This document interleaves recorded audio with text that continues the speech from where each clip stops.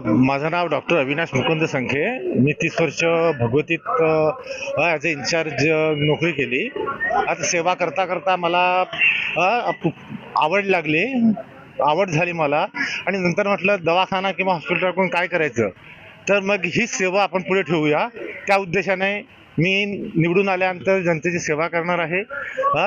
आणि 10 वर्षात जे काहीच झालं नाही आहे, आता बघा हे असे असे हे आहेत रस्ते, तर असे हे पहिल्यांदा हे करायला पाहिजे ना. काय केलं 10 वर्षात? तर आम्हाला एकतरी चान्स द्या करायला पाहिजे. तुम्ही प्रचार प्रसाराने आम नागरिकांचा कसा तुम्हाला प्रसाद भेटत आहे? आम नागरिक प्रत्येक गोष्टीला वैतागले आहेत.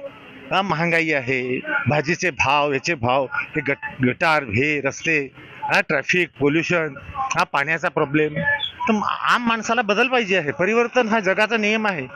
असं श्रीकृष्णाने भगवद्गीतेत सांगितलंय, परिवर्तन हे नियम आहे. तर ते परिवर्तन होणार.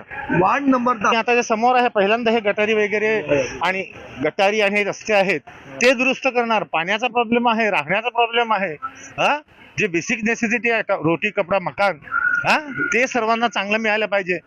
काहीच देऊ शकत नाही. 3 गोष्टी तरी द्या आणि मी देईन त्या.